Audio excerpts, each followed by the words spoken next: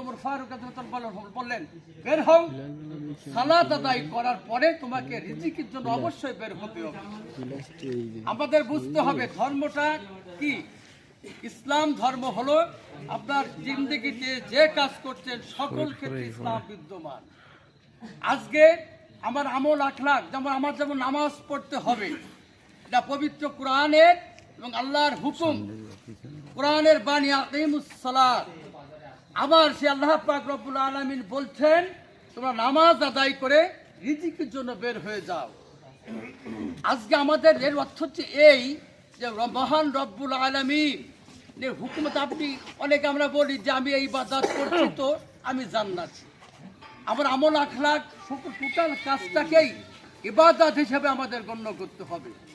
আজকে একটি চক্র যারা বাংলাদেশের বিপক্ষে কাজ করেছেন, যারা বাংলাদেশ সৃষ্টির সময় বাংলাদেশের বিপক্ষে এখনো পর্যন্ত দেশ ও জাতিকে ধ্বংস করার ষড়যন্ত্রে তারা লিপ্ত রয়েছে। আজকে তারা ধর্মকে ব্যবহার করে কি বলছেন যে আপনারা আমাদের প্রতীকে ভোট দিবেন তো আপনি জান্নাতি।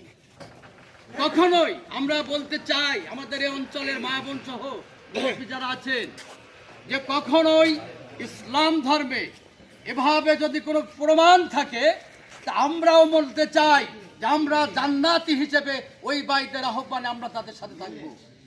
কিন্তু আমার বক্তব্য হচ্ছে যে আপনারা বুঝবেন ইসলাম সম্পর্কে আরো বেশি আপনাদের জানতে হবে। আজকে আমাদের এখানে কি বলছেন, আপনি মুসলিম, আপনি আমাকে ভোট দিবেন তো আপনি এই ভোটের কারণে জান্নাত। আমরা কি ইসলাম ধর্ম অনুযায়ী এ দেশে কাজ করতে চাই। আবার এরাই নির্বাচন ইস্তেহার ঘোষণা করে, এরা জাতীয় পর্যায়ে বলে যে না আমরা শরিয়া আইন করব না। তার মানে কি, এরা মুনাফিকি লক্ষণ যে আমি একজন ভোটের জন্য তাই বলছি ভাই আপনি তো ভোট দেন তো আপনি জান্নাত, এটা ইসলাম।